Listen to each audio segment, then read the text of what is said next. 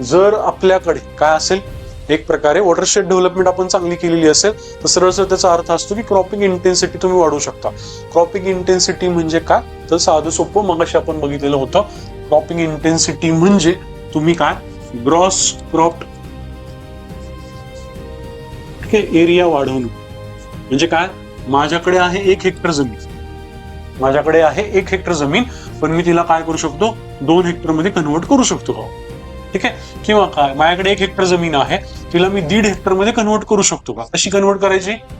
सिंचनाच्या माध्यमातून, वॉटरशेड डेव्हलपमेंटच्या माध्यमातून, वॉटर यूज इफिशियन्सीच्या माध्यमातून काय करायचं, मी एकदाच पीक घेणार होतो. म्हणजे काय, माझी काय एक प्रकारे आपण म्हणूया क्रॉपिंग इंटेन्सिटी एकच राहणार होती, त्याच्याऐवजी मी काय करणार, 1.5 करणार सिंचनाच्या माध्यमातून किंवा वॉटर यूज इफिशियन्सीच्या माध्यमातून. म्हणजेच ग्रॉस क्रॉप एरिया मी वाढवण्याचा प्रयत्न करणार आहे. कशाच्या माध्यमातून?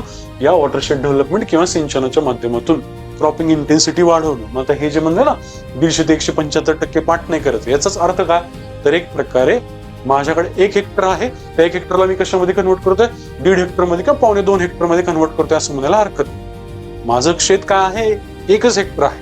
नेट सोन एरिया, पेरणी क्षेत्र 1च हेक्टर आहे, पण त्याला मी काय करतो, एक प्रकारे 1.5 मध्ये किंवा 1.25-2 मध्ये किंवा 2 मध्ये कन्वर्ट करण्याचा प्रयत्न करतोय.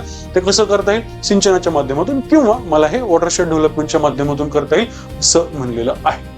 तुम्हाला मॅप बेसिकली सांगतात याच्याबद्दल की भारतामधला क्रॉपिंग पॅटर्न कसा आहे. तर लक्षात ठेवा की भारतामधलं मेजर क्रॉप्स किंवा क्रॉपिंग पॅटर्न असं जेव्हा सिलेबस टॉपिक एक अॅग्री इकॉनॉमी मध्ये दिलेला आहे, शक्यतो युपीएससीचा जर PYQ विचार केला त्याच्यावर आपल्याला एवढं कळतंय की ते काय तुम्हाला ऊसासाठी कशी माती लागते, कसं वातावरण लागतं याच्याबद्दल प्रश्न विचारत नाहीयेत.